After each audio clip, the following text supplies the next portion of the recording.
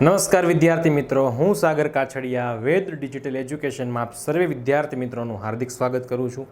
વિદ્યાર્થી મિત્રો, આજે આપણે ચર્ચા કરવા જઈ રહ્યા છીએ ધોરણ 10 વિષય વિજ્ઞાન, જેમાં ચેપ્ટર નંબર 3 ધાતુઓ અને અધાતુઓ, જેમાં આજનો આપણો પ્રથમ પ્રશ્ન છે એસિડિક ઓક્સાઇડ અને બેઝિક ઓક્સાઇડ એટલે શું. કોને એસિડિક ઓક્સાઇડ કહેવાય છે અને કોને બેઝિક ઓક્સાઇડ કહેવાય છે એની આપણે આજે વાત કરવાની છે. Acidic oxide, basic oxide. તો વિદ્યાર્થી મિત્રો, સૌપ્રથમ આપણે વાત કરીશું એસિડિક ઓક્સાઇડ કોને કહેવાય છે. તો કે જે ઓક્સાઇડ પાણીમાં દ્રાવ્ય થઈને પાણીની અંદર ઓગળીને પોતે શું બનાવતા હોય છે, એસિડ નિર્માણ કરતા હોય છે. આવા જે ઓક્સાઇડ છે, આવા ઓક્સાઇડને એસિડિક ઓક્સાઇડ તરીકે ઓળખવામાં આવે છે. તો અહીંયા જુઓ શું છે, કાર્બન ડાયોક્સાઇડ. વિદ્યાર્થી મિત્રો, કાર્બન છે એ શું છે, અધાતુ છે. કાર્બન જે છે એ અધાતુ છે.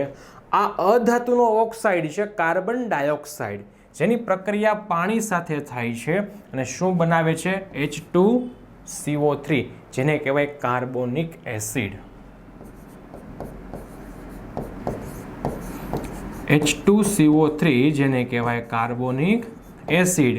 તો આ ઓક્સાઇડ, આ પાણી, એમાં અંદર દ્રાવ્ય થઈ જાય, શું બનાવે, કાર્બોનિક એસિડ. અહીંયા કાર્બોનિક એસિડ છે કેવો છે, એ એસિડિક ઓક્સાઇડ. તો કે જે ઓક્સાઇડ પાણીમાં ઓગળી એસિડ બનાવે, આ એસિડ બની ગયું તો કાર્બોનિક ઓક્સાઇડ. આ એસિડ શેમાંથી બન્યું, તો કે ઓક્સાઇડમાંથી. તો આ જે ઓક્સાઇડ છે, આ ઓક્સાઇડ કેવો કહેવાય છે, તો કે આ ઓક્સાઇડ છે એને કહેવાય એસિડિક ઓક્સાઇડ. જે ઓક્સાઇડ પાણીમાં દ્રાવ્ય થાય અને એસિડ બનાવે છે એને કહેવાય એસિડિક ઓક્સાઇડ. અહીંયા છે અધાતુ તત્વના ઓક્સાઇડ એ એસિડિક હોય છે. એટલે કે અહીંયા કાર્બન છે એ પોતે અધાતુ છે. તો કે જેવા અધાતુ છે, આ બધા અધાતુ છે એના ઓક્સાઇડ કેવા હોય છે, હંમેશા માટે એસિડિક સ્વભાવ ધરાવતા હોય છે. વિદ્યાર્થી મિત્રો, આ તમારા 1 માર્કના હેતુલક્ષી માટે તમને આઈએમપી છે કે ખાલી જગ્યાના ઓક્સાઇડ એસિડિક હોય છે તો કે આવશે અધાતુ. ત્યારબાદ વિદ્યાર્થી મિત્રો, આગળ આપણે વાત કરીએ કે આપણી જે વેદ ડિજિટલ એજ્યુકેશન નામની જે એપ્લિકેશન છે એ હવે તમારા માટે અમે લઈને આવી ગયા છીએ.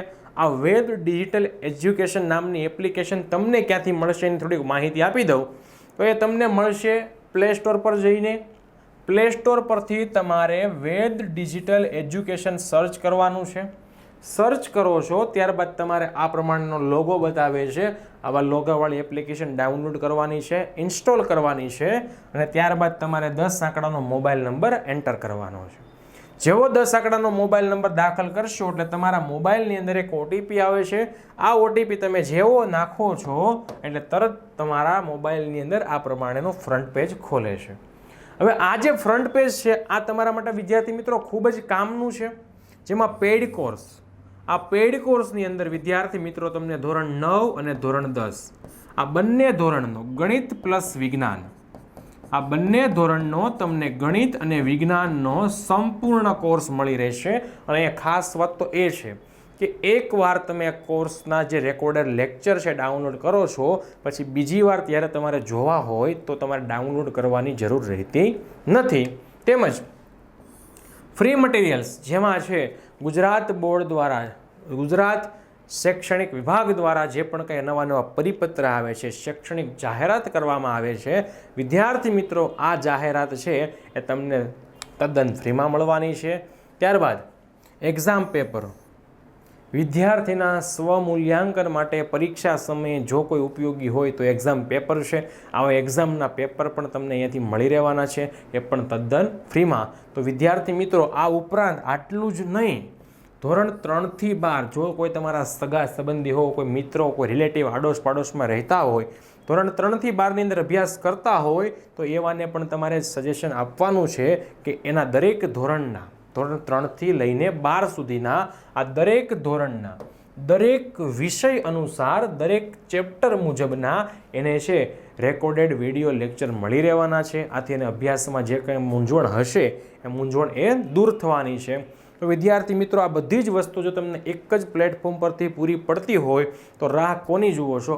આજે જ વેદ ડિજિટલ એજ્યુકેશન જે એપ્લિકેશન છે ડાઉનલોડ કરો અને તમારા મિત્રને પણ ડાઉનલોડ કરાવો. હવે ફરીથી મારી મૂળ વાત પર આવું છું. બેઝિક ઓક્સાઇડ, હવે આવે છે બેઝિક ઓક્સાઇડ. વિદ્યાર્થી મિત્રો, આ બેઝિક ઓક્સાઇડ કોને કહેવાય? તો કે જે ઓક્સાઇડ પાણીમાં ઓગળે છે, જે ઓક્સાઇડ પોતે પાણીમાં દ્રાવ્ય થાય છે, એમાં ઓગળે છે અને બેઝ બનાવે છે, આવાને કહેવાય છે બેઝિક ઓક્સાઇડ. અને ધાતુ તત્વના ઓક્સાઇડ હંમેશા બેઝિક હોય છે. વિદ્યાર્થી મિત્રો, આ તમારા 1 માર્કના હેતુલક્ષી માટે કોના ઓક્સાઇડ બેઝિક હોય છે? તમારો જવાબ કોણ રહેશે? ધાતુઓના ઓક્સાઇડ એ બેઝિક હોય છે. ચલો, અહીંયા તમને આપેલું છે Na2O, સોડિયમ ઓક્સાઇડ. હવે આ સોડિયમ જે ઓક્સાઇડ છે, સોડિયમ ઓક્સાઇડ, આ સોડિયમ ઓક્સાઇડ પોતે શું છે? ધાતુ છે. આ ધાતુની પ્રક્રિયા ઓક્સિજન સાથે થઈ એટલે ધાતુના ઓક્સાઇડ બની ગયા, સોડિયમ ઓક્સાઇડ બની ગયો. હવે આ ઓક્સાઇડની પ્રક્રિયા વળી પાછી પાણી સાથે કરવામાં આવે છે. આ ઓક્સાઇડની પ્રક્રિયા વળી પાછી પાણી સાથે કરવામાં આવે છે એટલે અહીંયા બને છે સોડિયમ હાઇડ્રોક્સાઇડ.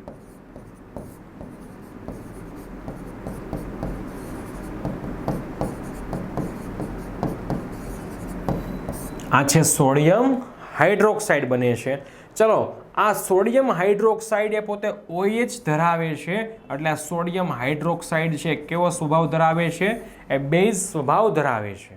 એ કેવો સ્વભાવ ધરાવે છે? એ પોતે છે બેઝ સ્વભાવ ધરાવે છે. હવે આ બેઝ શેમાંથી બન્યો? કોના ઓક્સાઇડમાંથી? તો એ બન્યો છે ધાતુના ઓક્સાઇડમાંથી. તો ધાતુના ઓક્સાઇડ હંમેશા કેવા હોય છે? એ બેઝ નિર્માણ કરે છે. એટલા માટે ધાતુના ઓક્સાઇડ છે એ બેઝિક હોય છે. આ તમારે વિદ્યાર્થી મિત્રો ખાસ યાદ રાખવાનો છે. તમારા પરીક્ષા માટે તમને ખૂબ જ ઉપયોગી રહેવાનું છે. અધાતુના ઓક્સાઇડ એસિડિક હોય છે, ધાતુના ઓક્સાઇડ બેઝિક હોય છે.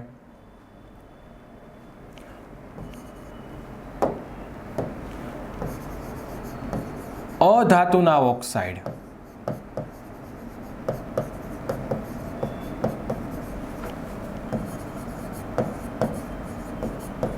કેવા હોય છે? એસિડિક. અને ધાતુના ઓક્સાઇડ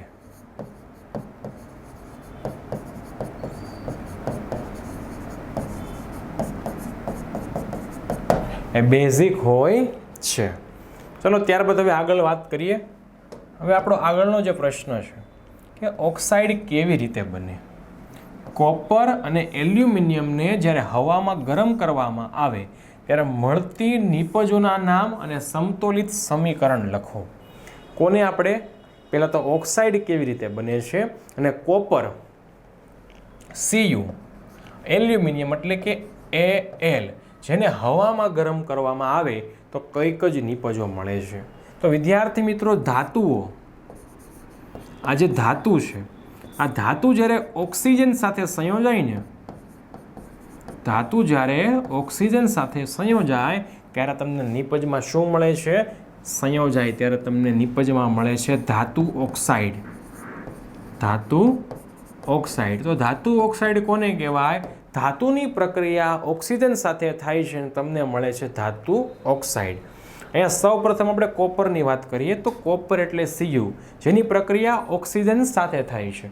કોપરની પ્રક્રિયા ઓક્સિજન સાથે થાય છે, Cu પ્લસ O2. તમને શું મળે? અહીંયા કોપરનો વીજભાર કેટલો છે વિદ્યાર્થી મિત્રો? +2 છે. ઓક્સિજનનો -2 છે એટલે શું બનશે? અહીંયા CuO. હવે આપણે એને સમતોલિત કરવાના છે. તો સમતોલિત કરવા માટે ઓક્સિજન 2 છે, અહીંયા 1 છે, તો તેને 2 વડે ગુણીશ તો કોપર 2 થઈ ગયા. અહીંયા પણ કોપર કેટલા થવાના છે? 2. તો આ છે કોપર, આ છે ઓક્સિજન અને આ કોપર ઓક્સાઇડ છે.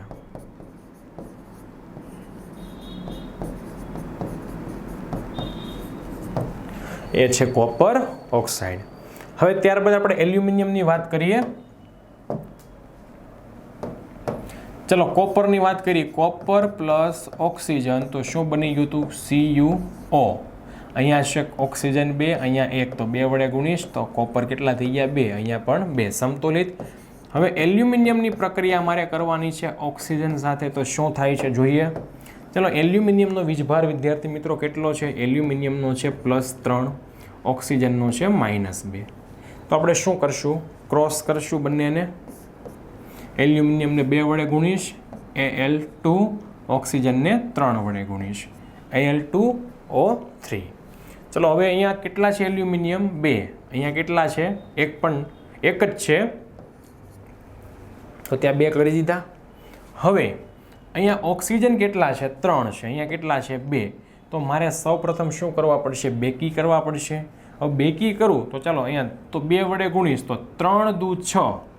તો અહીંયા કેટલા કરવાના? 3 દુ 6. ઓક્સિજન તો બંને સાઈડ 6 થઈ ગયા. એલ્યુમિનિયમ કેટલા થયા? 2 દુ 4. તો અહીંયા મારે કેટલા કરવાના છે? અહીંયા મારે કરવા પડશે 4. આ છે એલ્યુમિનિયમ, ત્યારબાદ છે ઓક્સિજન, અને આ થઈ ગયું એલ્યુમિનિયમ ઓક્સાઇડ.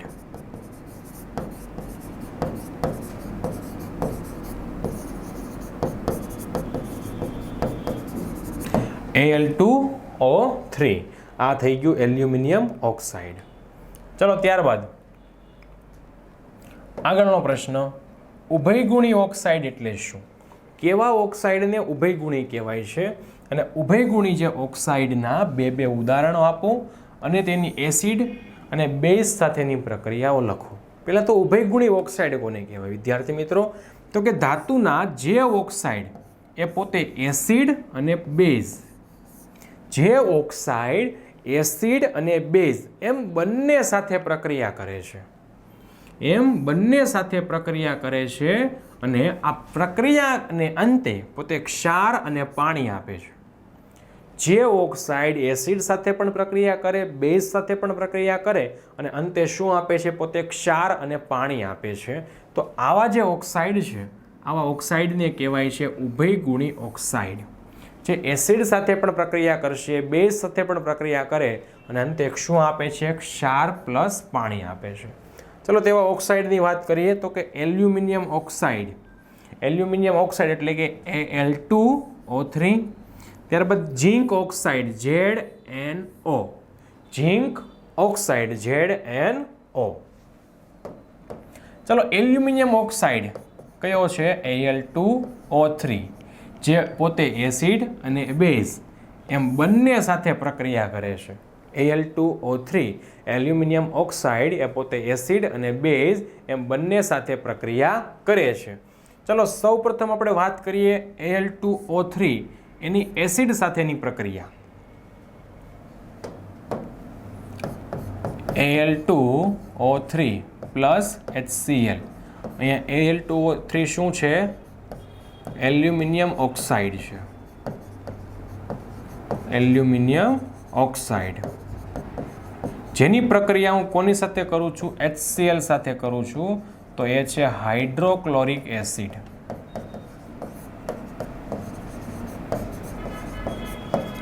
ચલો પ્રક્રિયાને અંતે મને નિપજમાં શું મળે છે? તો અહીંયા જુઓ વિદ્યાર્થી મિત્રો, એલ્યુમિનિયમનો વીજભાર છે +3, ઓક્સિજન જે છે એનો છે -2, હાઇડ્રોજનનો છે +1, ક્લોરિનનો છે -1.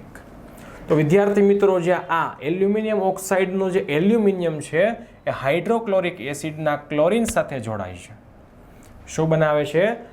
એલ્યુમિનિયમ અને ક્લોરિન બંને સાથે જોડાય છે. તો એલ્યુમિનિયમનો +3 છે, ક્લોરિનનો તો -1 છે. તો ક્લોરિનને મારે કેટલા વડે ગુણવા પડશે? 3 વડે. તો એલ્યુમિનિયમ 1 અને ક્લોરિન 3. તો આ શું બની ગયું? Aluminium chloride, AlCl3. Aluminium chloride. અને વિદ્યાર્થી મિત્રો, આ તો બને જ છે. પછી શું બને છે? તો કે અહીંયાથી H, અહીંયાથી O. અહીંયા O છે એનો વીજભાર 2 છે, તો આ H ને મારે કેટલા લેવા પડશે? 2. હવે આ બંને જોડાઈને શું બનાવે છે? H2O. આ છે ક્ષાર અને આ છે પાણી. તો ચાલો હવે એને સમતોલિત કરીએ. તો એલ્યુમિનિયમ કેટલા છે? 1 છે. મારી પાસે એલ્યુમિનિયમ કેટલા છે? તો કે 1, આ બાજુ 1, આ બાજુ 2. તો અહીંયા 2 વડે ગુણીશ. ચલો હવે ક્લોરિન 3 દુ 6. તો અહીંયા કેટલા કરીશ? 6. હાઇડ્રોજન કેટલા થઈ ગયા? 6. તો અહીંયા 3. તો વળી ઓક્સિજન કેટલા છે પાછા? 3. 3 ફરીથી આપણે સમતોલી છે કે નહીં ચેક કરી લઈએ. એલ્યુમિનિયમ 2, એલ્યુમિનિયમ 2, ઓક્સિજન 3, અહીંયા ઓક્સિજન 3, હાઇડ્રોજન 6, અહીંયા હાઇડ્રોજન 3 દુ 6, ક્લોરીન 6, અહીંયા 3 દુ 6 ક્લોરીન. તો આ પ્રક્રિયા થઈ ગઈ એલ્યુમિનિયમ ઓક્સાઇડની એસિડ સાથેની પ્રક્રિયા. ચલો હવે વાત કરીએ એલ્યુમિનિયમ ઓક્સાઇડ છે એની છે બેઝ સાથેની પ્રક્રિયા. તો વિદ્યાર્થી મિત્રો આ પ્રક્રિયા તમારે ખાસ યાદ રાખવાની છે.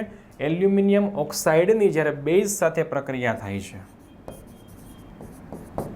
ત્યારે શું થાય છે તો કે એલ્યુમિનિયમ ઓક્સાઇડ એની બેઝ સાથે પ્રક્રિયા થાય એટલે સોડિયમ એલ્યુમિનેટ બને છે.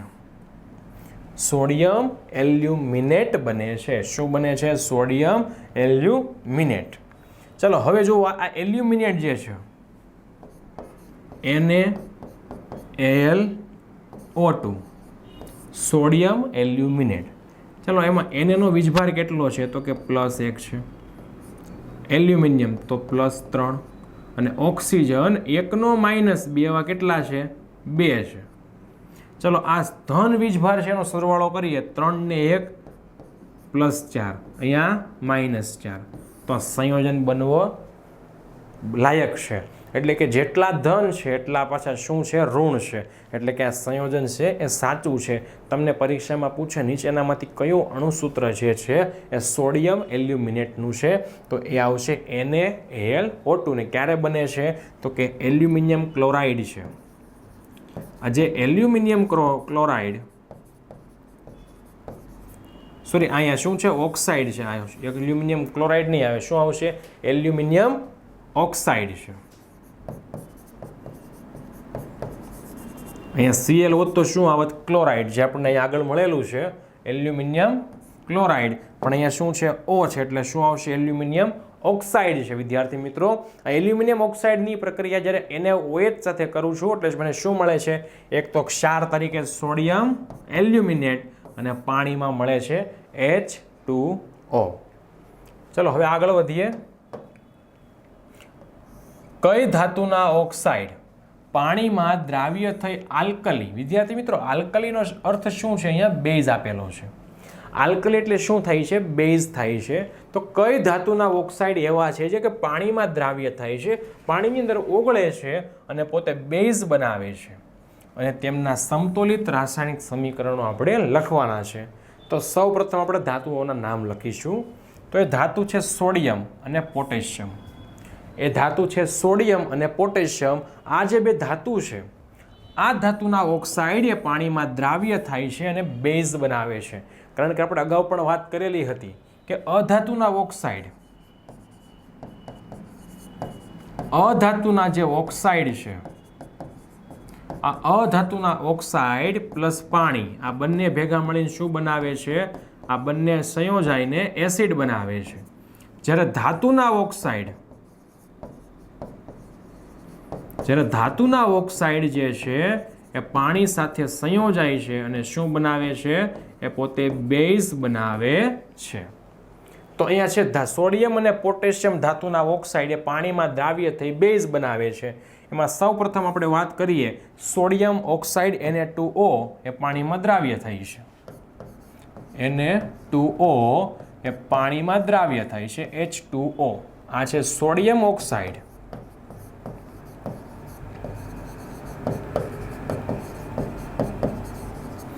આ છે પાણી. શું બનાવે છે? બેઝ બનાવે છે. આ બેઝમાં શું બનાવે છે? પોતે NaOH બનાવે છે. અહીંયા વિદ્યાર્થી મિત્રો Na છે એનો વીજભાર છે +1 અને OH છે એ બંનેનો જે સંયોજન છે એ આખાનો વીજભાર છે -1 એટલે અહીંયા સંયોજન તમારું શું બને છે? NaOH જેને કહેવાય સોડિયમ હાઇડ્રોક્સાઇડ. સોડિયમ હાઇડ્રોક્સાઇડ કહે છે અને સોડિયમ હાઇડ્રોક્સાઇડ એમાં OH હોવાને કારણે આપણે એને શું કહીએ છીએ? એને બેઝ કહીએ છીએ. ચલો ત્યારબાદ K2O. K2O એની પણ પાણી સાથે પ્રક્રિયા થાય છે અને બનાવે છે KOH. વિદ્યાર્થી મિત્રો અહીંયા સોડિયમ છે એની સંજ્ઞા છે Na અને પોટેશિયમની સંજ્ઞા છે K. એટલે આ KOH, કે એટલે શું થશે? પોટેશિયમ. કે એટલે થાય છે પોટેશિયમ, અને OH, તો OH એટલે શું થાય છે અહીંયા? પોટેશિયમ. પછી OH નો અર્થ થાય છે હાઇડ્રોક્સાઇડ. કે એટલે પોટેશિયમ, OH એટલે હાઇડ્રોક્સાઇડ થાય છે. તો વિદ્યાર્થી મિત્રો, આ તો એના સમીકરણ થઈ ગયા. હવે આપણે એને સમતુલિત કરીએ. ચાલો, આપણી પાસે સમીકરણ છે, એને કેટલા છે? 2. અહીંયા કેટલા? 1. તો 2 વડે ગુણીશ તો ઓક્સિજન 2 થઈ ગયા. તો અહીંયા 2. હાઇડ્રોજન કેટલા થયા? 4. હાઇડ્રોજન, ચલો ઓક્સિજન પણ જુઓ, અહીંયા 2 ને 1 3, અહીંયા 2. તો આવું ચાલે નહીં. તો હું શું કરીશ? અહીંયા પહેલાં 2 કરીશ, એટલે આ ઓક્સિજન 2 થઈ ગયા. અહીંયા ઓક્સિજન 2 થઈ ગયા. અહીંયા કેટલા થઈ ગયા? 2. તો અહીંયા 4 કરવા પડશે. તો સોડિયમ જુઓ 4, અહીંયા 4, હાઇડ્રોજન 4, હાઇડ્રોજન 4. તો આ તમારી પ્રક્રિયા સમતોલિત થઈ ગઈ. એ જ પ્રમાણે ચલો K2O H2O, તો અહીંયા જુઓ K કેટલા છે? 2, અહીંયા 1. તો આપણે શું કર્યો? 2 વડે ગુણાકાર કર્યો. ઓક્સિજન 1 અને 2, અહીંયા 2 વડે ગુણાકાર, તો ઓક્સિજન પણ 2. હાઇડ્રોજન કેટલા છે? 2. તો હાઇડ્રોજન પણ કેટલા થઈ ગયા? 2. ત્યારબાદ આગળ વાત કરીએ. ધાતુની ઓક્સિજન સાથેની પ્રક્રિયા કરવાની છે. ધાતુ પ્લસ ઓક્સિજન. તો ધાતુની ઓક્સિજન સાથેની પ્રક્રિયાથી શું થાય છે એની આપણે વાત કરવાની છે. તો વિદ્યાર્થી મિત્રો, દરેક ધાતુઓ જે હોય છે, આ દરેક ધાતુઓની ક્રિયાશીલતા એ પોતે જુદી જુદી હોય છે. કેવી હોય છે? દરેક ધાતુની જે ક્રિયાશીલતા હોય છે એ અલગ અલગ હોય છે, જુદી જુદી હોય છે. અને આ જુદી જુદી હોવાથી તેમની ઓક્સિજન સાથેની પ્રક્રિયા સમાન દરે થતી નથી. એટલે દરેક ધાતુ છે ઓક્સિજન સાથે એક સમાન દરે પ્રક્રિયા કરે એવું શક્ય નથી, કારણ કે દરેકની ક્રિયાશીલતા કેવી છે? અહીંયા અલગ અલગ હોય છે. ચલો સૌપ્રથમ આપણે વાત કરીએ પોટેશિયમ અને સોડિયમ. આ ધાતુઓ ખૂબ જ સક્રિય હોવાથી તેને હવામાં ખુલ્લી રાખતા તે સળગી ઉઠે છે. વિદ્યાર્થી મિત્રો, આ સોડિયમ અને પોટેશિયમ એટલી બધી સક્રિય છે કે જો વાતાવરણના ભેજના પણ સંપર્કમાં આવશે તો પોતે શું થાય છે? સળગી ઉઠે છે. એટલે આ બંનેને મારે સાચવવા હોય તો મારે છે એને કેરોસીનની અંદર રાખવા પડે છે, જેથી એનો સંપર્ક હવાની સાથે ન થાય. જો હવાના સંપર્કમાં આવશે તો એ શું થાય? તરત અને તરત જ સળગી ઉઠે છે. આથી હું એને ક્યાં રાખીશ? આથી હું એને કેરોસીનમાં ડુબાડીને રાખું છું. ત્યારબાદ મેગ્નેશિયમ, એલ્યુમિનિયમ, ઝીંક અને લેડ, જેને કહેવાય સીસુ. મેગ્નેશિયમ, એલ્યુમિનિયમ, ઝીંક અને લેડ આ ધાતુઓ સામાન્ય તાપમાને, વિદ્યાર્થી મિત્રો ખાસ યાદ રાખજો, મેગ્નેશિયમ, એલ્યુમિનિયમ, ઝીંક અને લેડ જે સામાન્ય તાપમાને ઓક્સિજન સાથે પ્રક્રિયા કરીને શું બનાવે છે? ઓક્સાઇડ. મોટા ભાગે છે ધાતુઓ એ ઓક્સિજન સાથે પ્રક્રિયા કરે છે. તો શું થશે? ધાતુ પ્લસ O2 એટલે શું બનાવે છે? ધાતુના ઓક્સાઇડ બનાવે છે. શું બનાવે છે? ધાતુના ઓક્સાઇડ, જે ધાતુ પરની સપાટી પર રક્ષણાત્મક પાતળા સ્તર વડે ઢકાઈ જાય છે.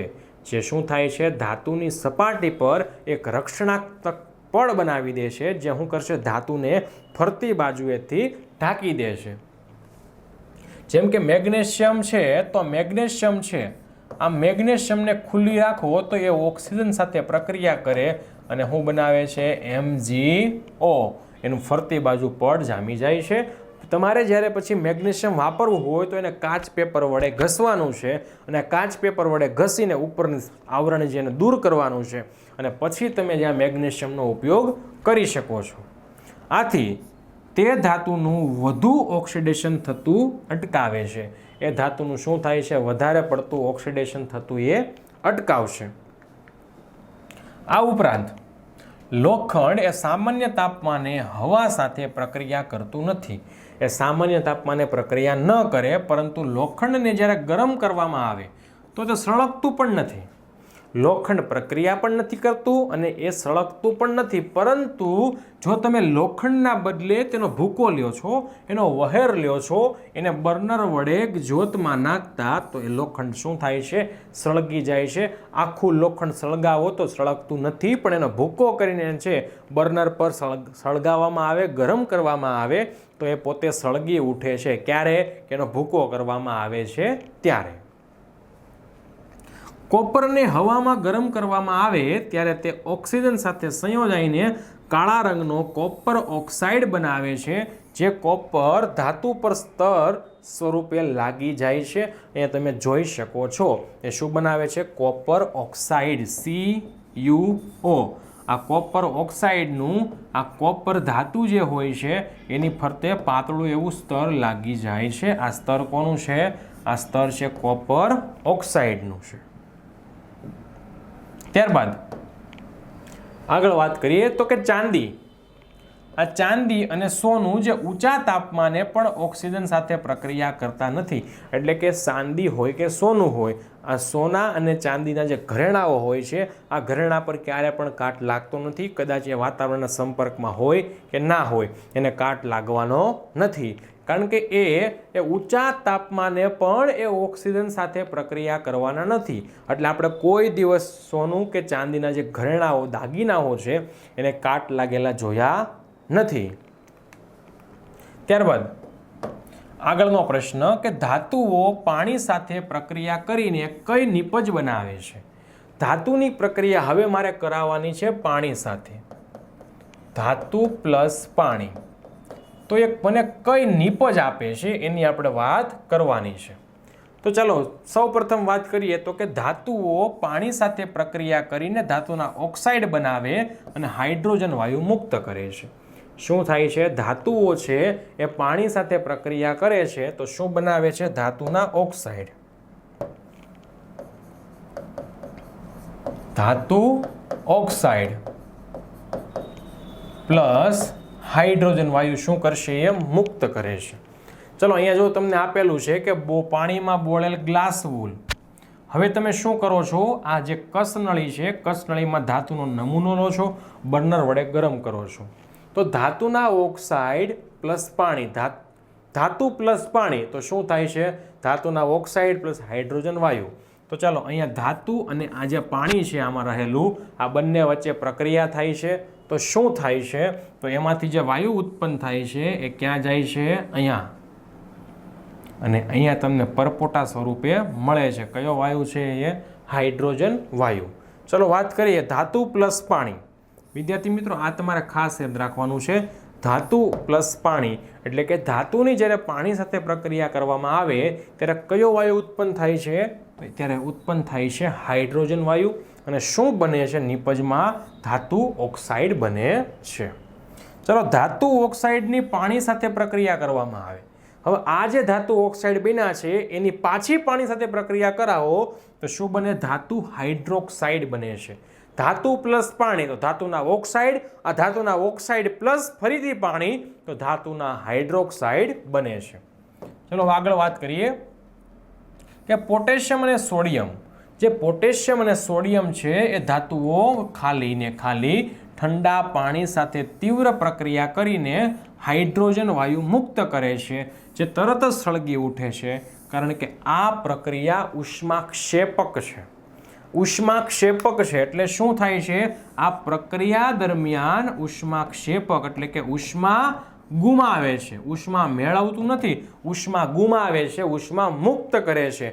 આ વાત થઈ ગઈ આપણી જે પોટેશિયમ અને સોડિયમ છે. સોડિયમ અને પોટેશિયમ જે ઠંડા પાણી સાથેની પ્રક્રિયા કરે છે. ચલો સૌ પ્રથમ છે પોટેશિયમની વાત કરી છે, એની પ્રક્રિયા પાણી સાથે થાય છે તો શું બનાવે છે? એ KOH પ્લસ હાઇડ્રોજન વાયુ.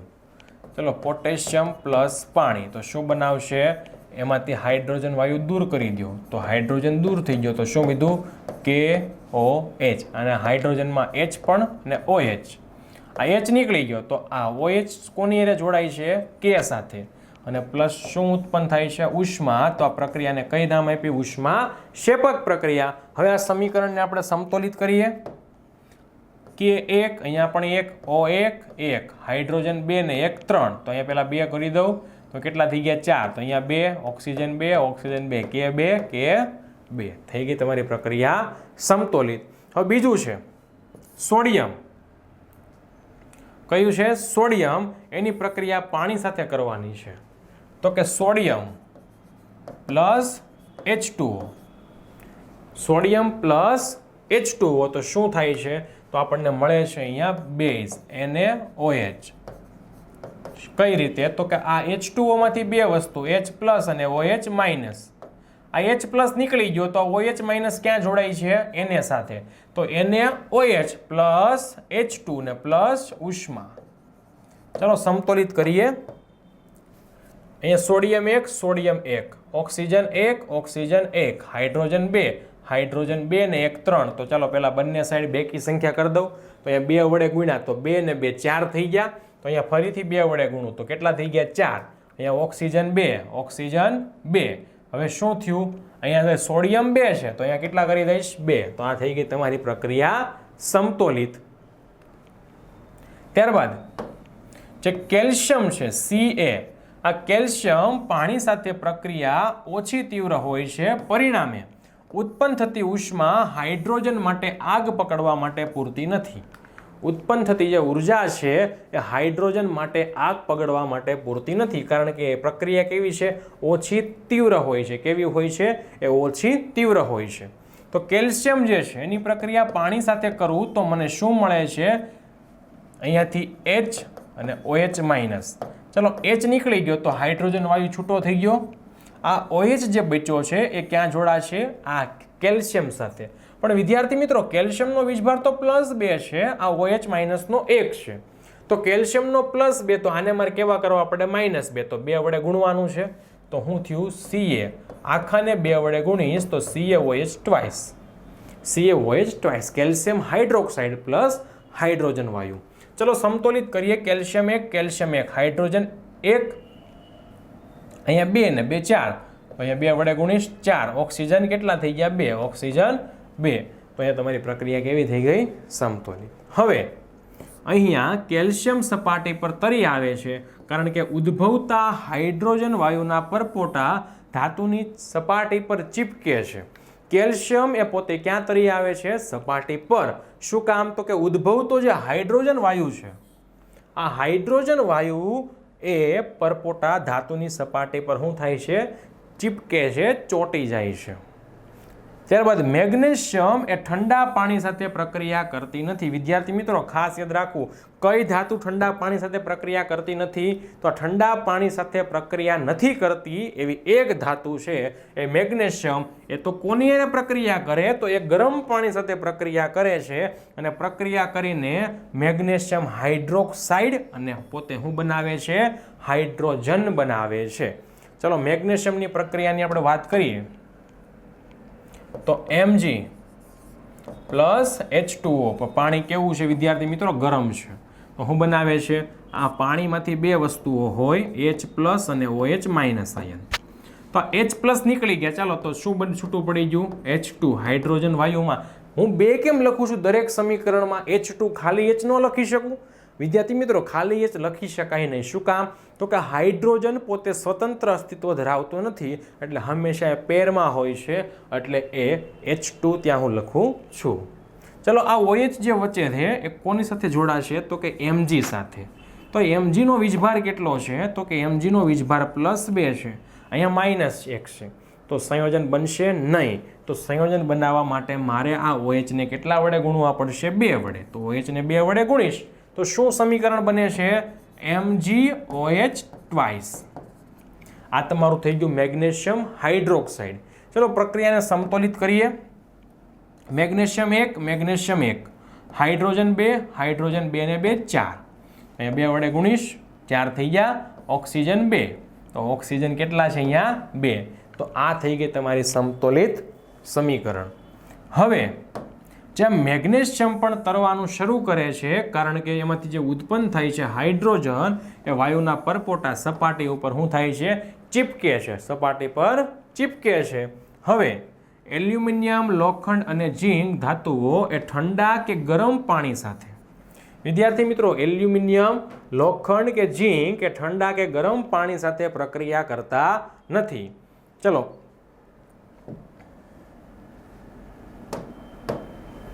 અહીંયા સોડિયમ અને પોટેશિયમ, આ પછી કેલ્શિયમ, પછી મેગ્નેશિયમ. આ મેગ્નેશિયમનું ખાસ યાદ રાખવાનું, કેવા પાણી સાથે પ્રક્રિયા કરે? તો કે ગરમ પાણી સાથે એ પ્રક્રિયા કરે છે. આની પ્રક્રિયા કેવી હોય છે? ઓછી તીવ્ર હોય છે. આ કેવા પાણી હારે પ્રક્રિયા કરે? તો કે ઠંડા પાણી સાથે એ પ્રક્રિયા કરે છે. હવે કોણ આવે છે? એલ્યુમિનિયમ, લોખંડ અને ઝીંક. એલ્યુમિનિયમ, લોખંડ અને ઝીંક. હવે આ ઠંડા કે ગરમ સાથે પ્રક્રિયા નથી કરતા, તો કોની હારે કરે છે? તો એ કરે છે વિદ્યાર્થી મિત્રો પાણીની બાષ્પ સાથે પ્રક્રિયા. પાણીની બાષ્પ સાથે પ્રક્રિયા કરે છે. અને પાણીની બાષ્પ સાથે પ્રક્રિયા કરે. હવે આ ત્રણેયની પ્રક્રિયા છે એમાં નિપજમાં આપણને શું મળતું હતું? હાઇડ્રોક્સાઇડ. શું મળતું હતું? Hydroxide plus H2. જ્યારે આની નિપજમાં મને શું મળે છે? ઓક્સાઇડ. શું મળે છે? અહીંયા ઓક્સાઇડ મળે છે પ્લસ H2 મળે છે. હાઇડ્રોજન ઓક્સાઇડ અને હાઇડ્રોજન બનાવે છે. ચલો, સૌપ્રથમ આપણે એલ્યુમિનિયમની પાણી સાથેની પ્રક્રિયા જોઈએ. તો કે Al plus H2O. Al plus H2O તો શું થાય છે? તો કે એમાંથી જો એલ્યુમિનિયમના ઓક્સાઇડ બને છે, તો અહીંયાથી O સાથે પ્રક્રિયા કરશે અને હાઇડ્રોજનને શું કરશે? આખો છૂટો પાડી દે છે. ચલો, પણ એલ્યુમિનિયમનો વીજભાર તો +3 છે, ઓક્સિજનનો -2 છે, તો શું થાય છે? એલ્યુમિનિયમ 2 હારે જોડાઈ જાય, આ ઓક્સિજન છે 3 હારે જોડાઈ જાય, તો એલ્યુમિનિયમને 2 વડે ગુણવાના, Al2 ઓક્સિજનને 3 વડે ગુણવાના. હવે સમતોલિત કરીએ બંને સમીકરણને, તો એલ્યુમિનિયમ 1 છે, અહીંયા કેટલા છે? એલ્યુમિનિયમ 2 છે, અહીંયા 2 વડે ગુણીશ. હાઇડ્રોજન 2 છે, અહીંયા 2 છે. ઓક્સિજન 1, અહીંયા 3, તો અહીં કેટલા કરીશ? હું ત્યાં કરીશ 3. તો 3 થઈ ગયા. આ થઈ ગઈ તમારી સમતોલિત સમીકરણની પ્રક્રિયા. બીજું છે આયન સાથે. ચાલો, Fe પ્લસ H2O. ચાલો, હાઇડ્રોજન પાણીમાંથી નીકળી જાય છે, તો H2 છૂટો પડી ગયો. ચલો, Fe3O4. Fe3O4. તો અહીંયા આ Fe3, આ Fe અને ઓક્સિજન એ જોડાઈને શું બનાવે છે? Fe3O4. આ સંયોજન બનાવે છે. આ કયું છે? જો આ એલ્યુમિનિયમ ઓક્સાઇડ છે.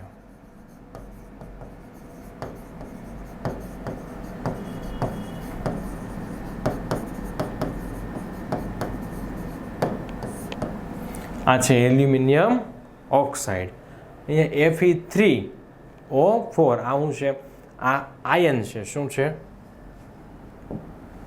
આ જે આયન છે, આયનની પ્રક્રિયા પાણીની બાષ્પ, આ બંને શું છે? પાણીની બાષ્પ છે. એટલે શું બનાવ્યા? આયન ઓક્સાઇડ બનાવ્યા. શું બનાવ્યા? અહીંયા આયન ઓક્સાઇડ. ચાલો, સમતોલિત કરીએ સમીકરણને. તો કે Fe1, Fe3, તો અહીંયા 3 વડે ગુણીશ. હાઇડ્રોજન 2, હાઇડ્રોજન 2, ઓક્સિજન 1, અહીંયા કેટલા છે? 4, તો 4 વડે ગુણું તો હાઇડ્રોજન 4 દુ 8, તો અહીંયા કેટલા વડે ગુણવા પડે? 4 વડે. તો આ એની થઈ ગઈ સમતોલિત પ્રક્રિયા. ત્યારબાદ સીસુ, કોપર, ચાંદી, સોનું. સીસુ, કોપર, ચાંદી, સોનું એ ધાતુઓ પાણી સાથે સહેજ પણ પ્રક્રિયા કરતી નથી. તો આ ધાતુઓ છે સીસુ, કોપર, ચાંદી ને સોનું એ પાણી સાથે પ્રક્રિયા દર્શાવતી જ નથી. એટલે એમાં તમને કંઈ મળશે નહીં. તો વિદ્યાર્થી મિત્રો, આ સાથે આપણો વિડીયો પૂર્ણ થાય છે. ફરીથી મળીશું નવા વિડીયો સાથે. અસ્તુ. જય હિન્દ, જય ભારત.